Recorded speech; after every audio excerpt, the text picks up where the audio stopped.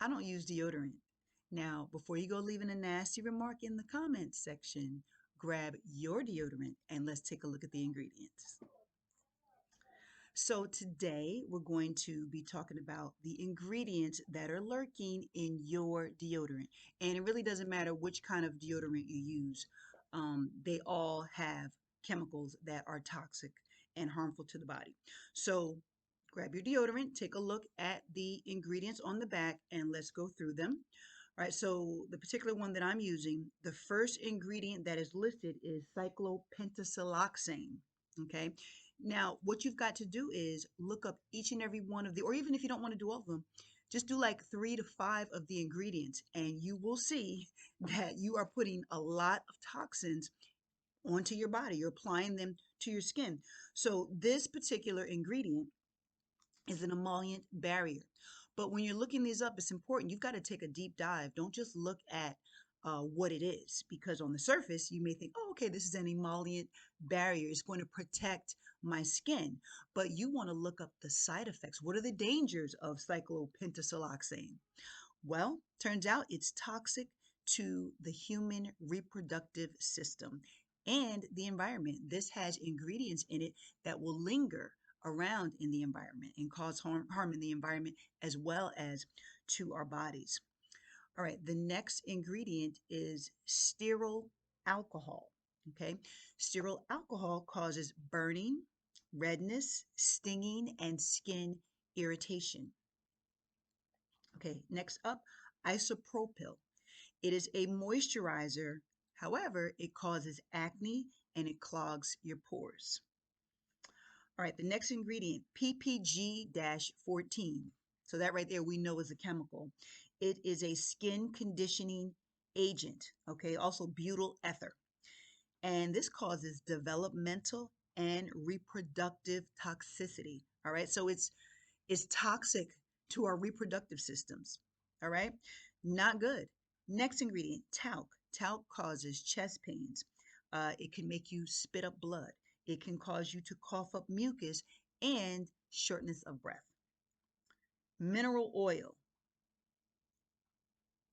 anal itch, abdominal cramps and irritation, fecal incontinence and nausea. Alrighty, dimethicone is the next ingredient. It causes dizziness, swelling, rash, and trouble breathing. And the problem is sometimes we may have some of these symptoms and never even realize that it could be, like, who would think that it's being caused by the deodorant that you're using? You're going to look for other reasons why you could be feeling this way. And then you go to the doctor and he prescribes you a medicine to take when it could really just be linked to the deodorant that you're using. All right, the next ingredient is BHT, and BHT has been linked to liver, thyroid, and kidney problems, and also promotes the growth of tumors.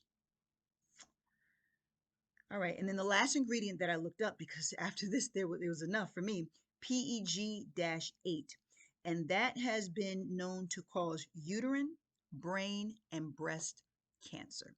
All right, so this is what we have been applying to our underarm area once, maybe even twice daily. And you best believe if you're applying it to the skin, your skin is absorbing these chemicals and these toxins, and they are wreaking havoc on our bodily systems.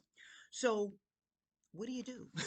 Right? How else are you going to address body odor and keep it in check? So I'm going to give you 4 ways you can do that. All right, so number 4, and this is probably the easiest way, but also the least effective way, and that is to use deodorant instead of antiperspirant. Now, what's the difference? So take a good look at your deodorant, right? It's usually in fine print. I don't know if you can see that, right? It says antiperspirant and deodorant. So what is an antiperspirant? Look at the word, anti-perspiring. So it's going to prevent you. It's something that's going to prevent you from perspiring or from sweating.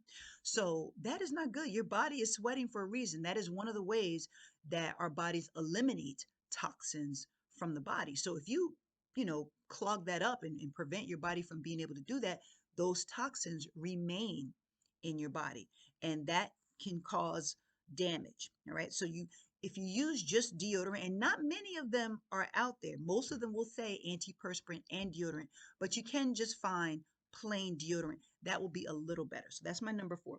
Number 3, you can use natural deodorant. So they're for sale. There's the Crystal Stone. Um, just Google natural deodorants, and you can find tons of deodorants that have less harmful ingredients, or ingredients that are all natural. Okay, so that would be an alternative that you can use. Number 2, which is even safer, is to make your own deodorant. So I know a really simple recipe that I use, and it's just basically 2 ingredients, and that is baking soda and arrowroot powder. And you basically use half and half of each.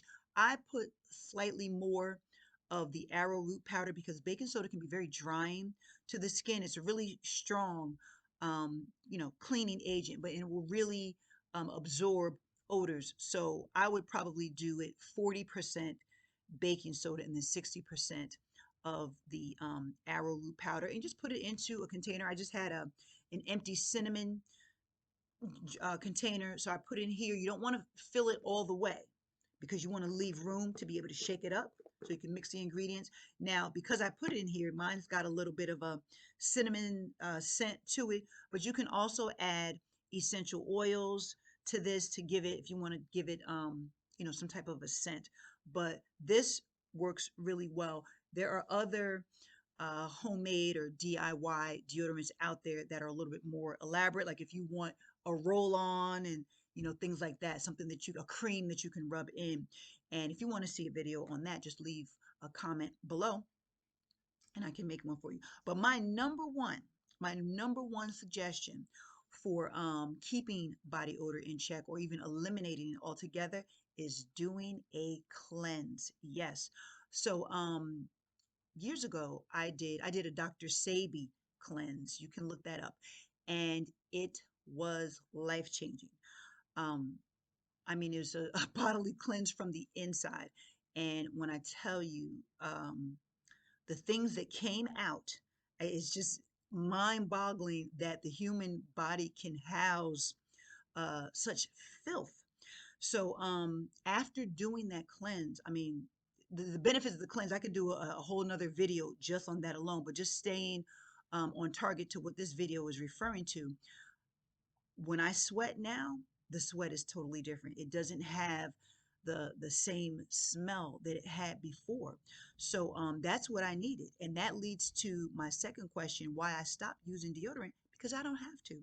Now, the jury's not out yet about summertime, right? It's winter right now. So what happens when it's like 90 degrees outside?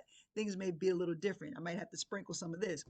But for right now, I don't, and it's because I truly don't have to. So I recommend doing a cleanser. The Dr. Sebi cleanse is expensive. It's worth every dime. But if you're on a budget, there are other homemade simple cleansers you can use with just drinking lemon water and things of that nature. But I think that is the number one recommendation that I could give you to get to a point where you don't need to apply something topical to control body odor. So I hope that this video was helpful to you. If you enjoyed the content, please like and subscribe, and don't forget to hit the notification button so that you're notified every time I upload a new video. Thank you so much for watching. Bye-bye.